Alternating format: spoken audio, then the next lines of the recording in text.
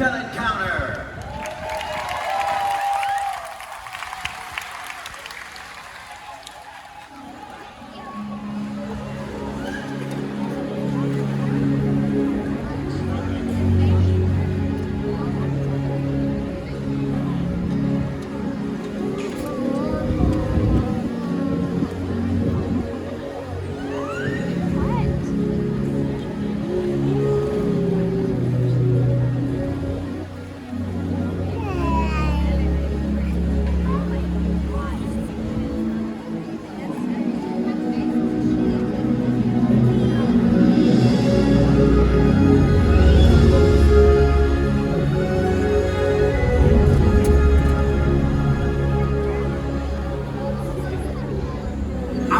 Has one interconnected ocean. A vast blue expanse critical to life on Earth. And there's no better animal to represent the ocean's beauty than the killer whale.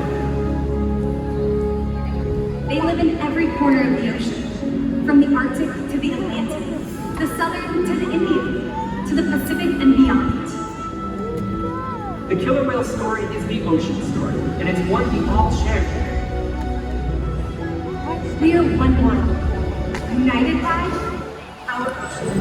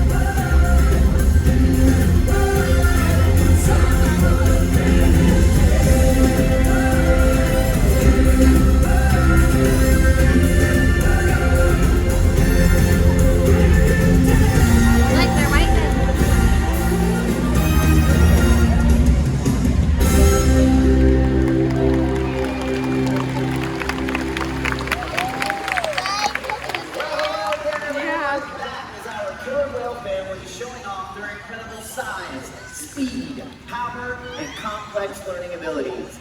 These behaviors keep our whales active and engaged. Seaworld's killer whales have inspired generations all over the world, and we are excited to share their story with you today. Killer whales are the ocean's top predator. They use cooperation and communication, not just size and strength, to take their place at the top of the ocean's food web. At the bottom are small animals, like krill. At the top, the apex predator, the killer whale.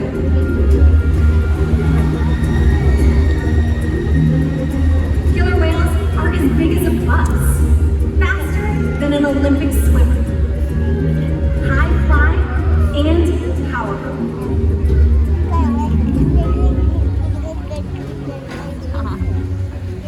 We're going to see all of that and more. These behaviors contribute to an environment that is full of enrichment. We spend days, weeks, months, years building relationships with our whales.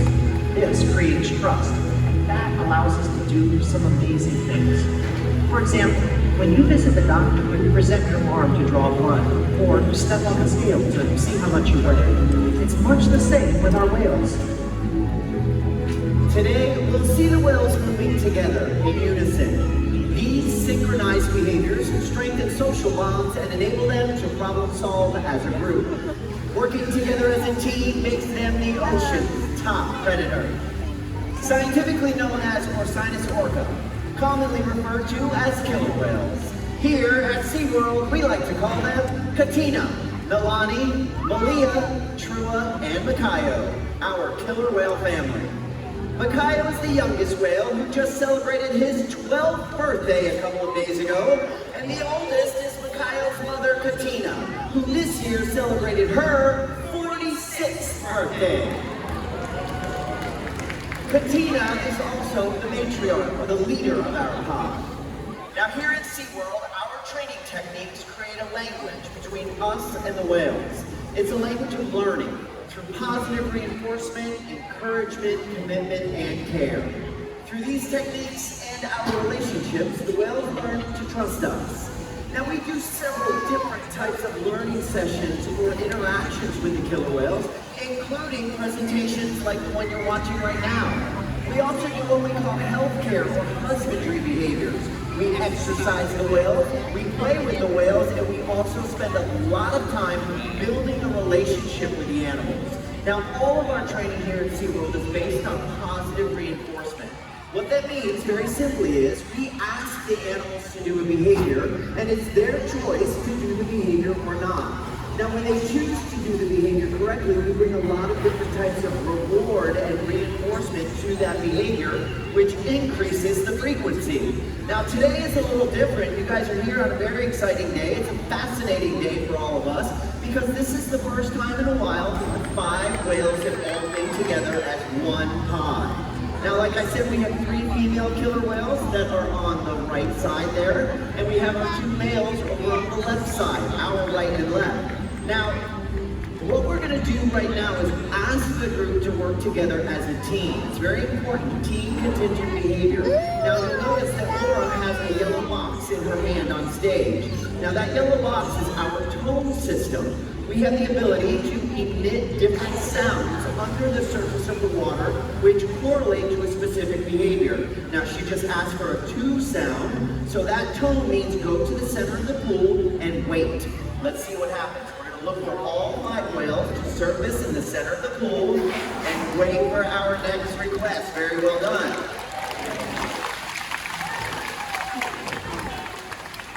All right, now we're going to go ahead and we're going to ask for that again. Looks like she called them over back towards stage. Now that 1 tone means we're going to come back, follow your trainers, look for your trainers, and then there will be some sort of reinforcement. Now, of course, we use fish to reinforce the whales, but we use a lot of different types of reinforcement. Toys, ice cubes, back rubs, hose plates, jello. We're always coming up with new things. Now, here's that 2 tone again. Remember, you guys remember what 2 tone means? Go to the center of the pool and wait. If I had to guess, I think we're probably going to do a 4. There's that center of the pool.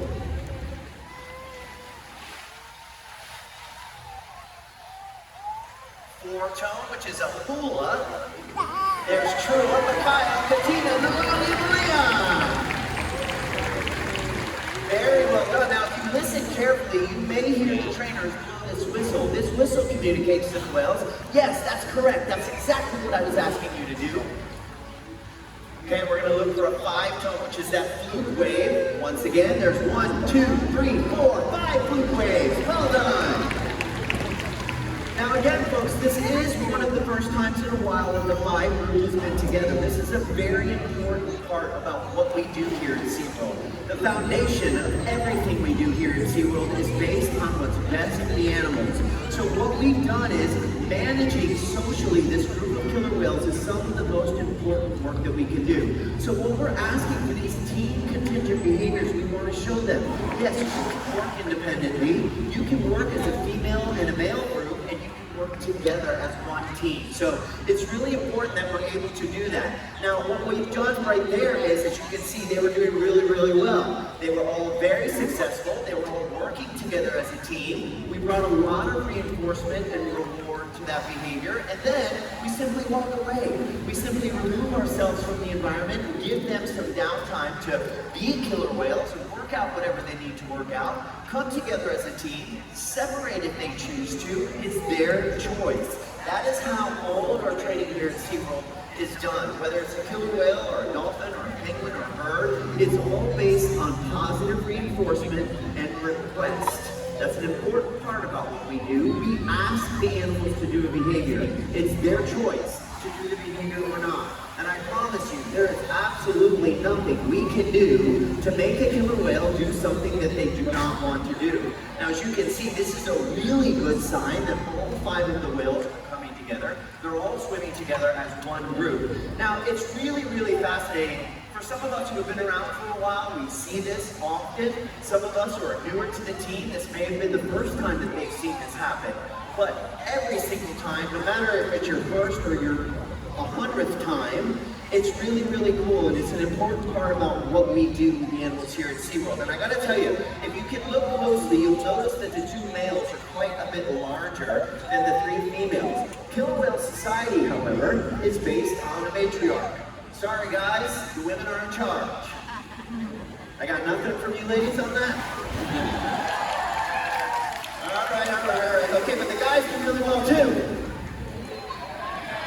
Okay, like killer whales, obviously the ladies are in charge here. So, the Killer Whale Society is based on a matriarch. The females are in charge. Now, we have one matriarch. Her name is Katina. She's 46 years old, and she's actually the mother to two of the other killer whales in this pod. Nalani and Micaiah are all Katina's offspring.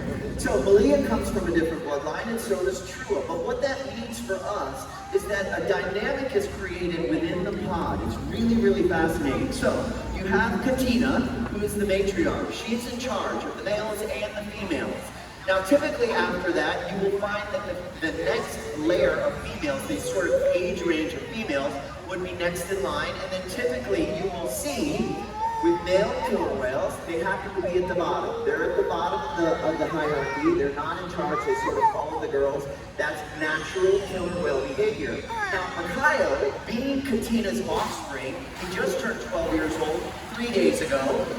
He happens to be able to move up the ladder a couple of notches simply because he is the matriarch's offspring.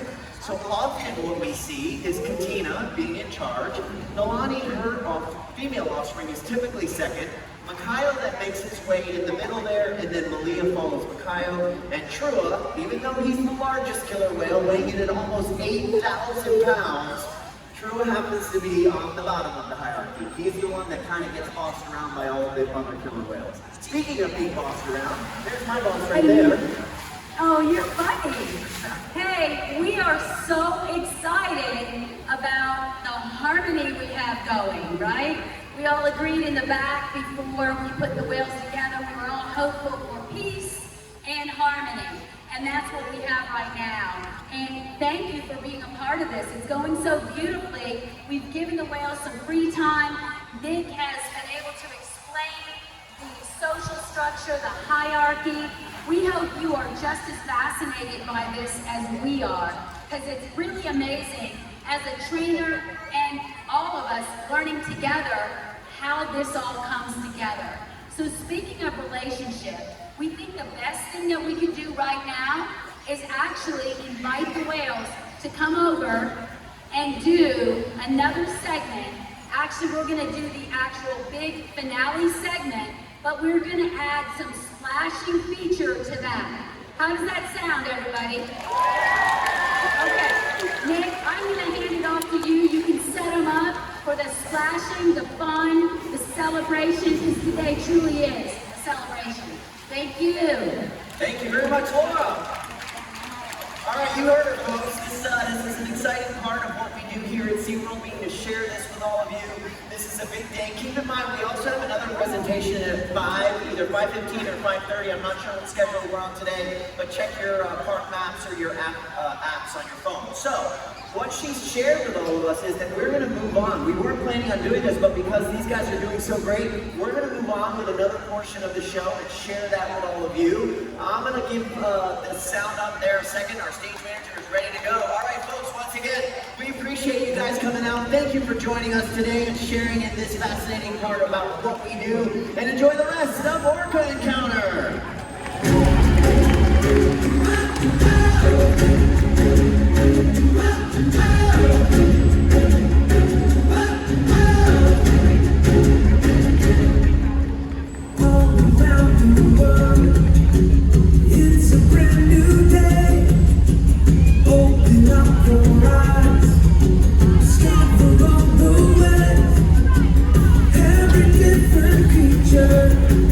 Beautiful you